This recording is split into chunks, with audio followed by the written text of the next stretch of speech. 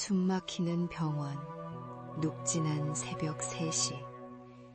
죽음의 그림자가 드리운 이 시간은 당직 의사들에게 악몽입니다.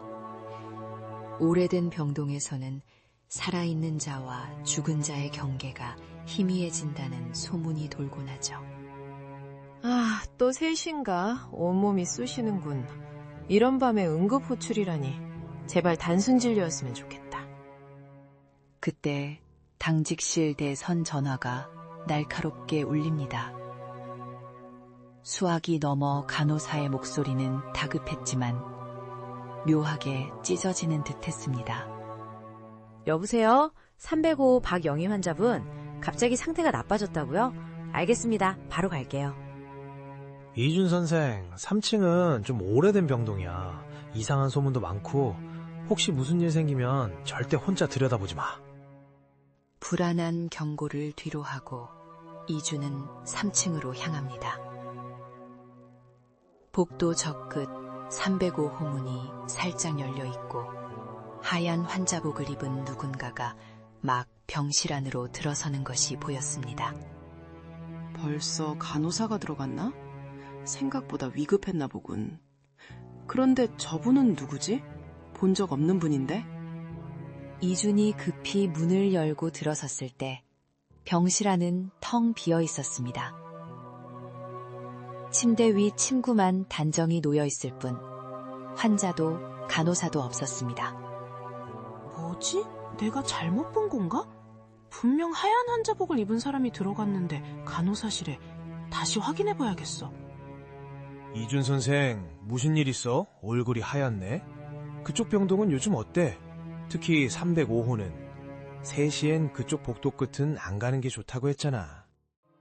김민준 선배의 묘한 말에 등골이 오싹했지만 피곤 탓이라 애써 넘기려 했습니다. 당직실로 돌아와 잠시 눈물 붙이려던 순간 귀를 파고드는 소리가 들려왔습니다. 이게 무슨 소리지? 저 위에 7층 소아과 병동에서 낡은 동요 소리가 들리는 것 같아.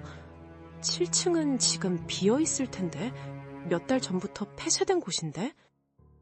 흐릿하지만 또렷한 동요 소리는 이준의 불안감을 증폭시켰습니다. 설마 환청인가?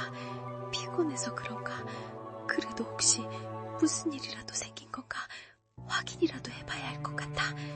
7층은 원래 소아과 병동이었지만 지금은 쥐 죽은 듯 고요하다 못해 쎄했어. 이준은 애써 떨리는 손을 진정시키며 7층으로 향했습니다. 엘리베이터 문이 열리자마자 싸늘한 냉기가 훅 끼쳤고 복도 저편에서 인기척 없이 흐느끼는 소리가 들려왔습니다. 젠장, 정말 누가 있는 건가? 복도 끝 703호에서 소리가 더 선명해. 동요가... 그는 발걸음을 멈췄습니다. 703호 문이 아주 살짝 열려 있었습니다. 문틈 사이로 희미한 빛이 새어나오고 그 안에서 여전히 동요 소리가 흘러나오고 있었습니다. 703호는 몇 달 전부터 비어 있었는데 안에 누가 있지? 분명 퇴원한 아이 때문에 비어 있었는데. 이주는 심장이 발밑으로 떨어지는 듯한 공포를 느끼며 조심스럽게 문틈으로 안을 들여다봤습니다. 텅 빈 침대가 덩그러니 놓여 있었습니다. 하지만 아무도 헛곳을 봤나? 피곤해서 이런 환각을. 그런데 저건 뭐지? 침대 위에 희미하게 보이는 저 그림자는 고개를 천천히 돌리는 듯했습니다. 희미했지만 분명히 이준을 응시하는 듯한 차가운 시선이 느껴졌습니다.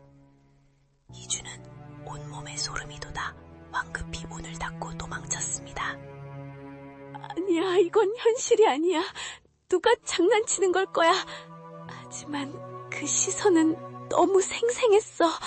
마치 날 알고 있다는 듯이. 이주는 당직실로 어둥지둥 돌아와 거친 숨을 몰아쉬었습니다. 김민준 선배가 들어서며 그를 발견했습니다.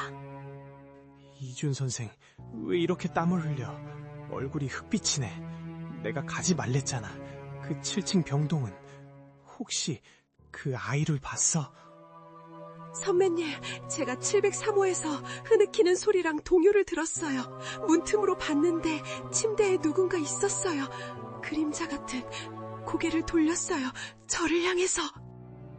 어휴, 이럴 줄 알았어. 이준 선생, 잘 들어. 7층 703호는 폐쇄된 지 오래된 병실이야. 거기선 아무것도 보려고도 들으려고도 하지 마. 특히 그 아이와 눈을 마주치면 안 돼. 옛날에 거기서 사고가 있었어. 3시만 되면 그 아이를 본다고 해. 불려가면 안 돼. 김민준 선배의 경고에 이준은 완전히 얼어붙었습니다. 그때 이준의 휴대폰이 또다시 울렸습니다. 발신자 표시 제한, 그리고 7035 보호자라고 찍혀 있었습니다. 심장이 멎는 듯 했습니다. 703호 보호자라니. 말도 안 돼.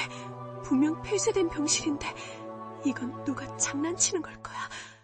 하지만 왠지 받아야 할 것 같아. 이준은 공포에 질린 채 전화를 받았습니다.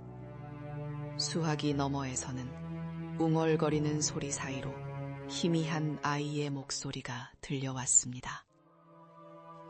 여보세요? 누구세요? 이준 아빠 왜 이제 와? 이준은 휴대폰을 놓쳐버렸습니다. 아빠라는 단어가 귓가에 맴돌며 끔찍한 진실이 그의 뇌리를 스쳤습니다. 몇 년 전 이 병원 703호에서 급성 심정지로 세상을 떠난 그의 어린 딸.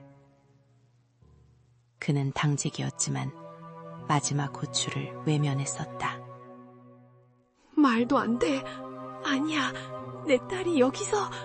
내가 그랬어.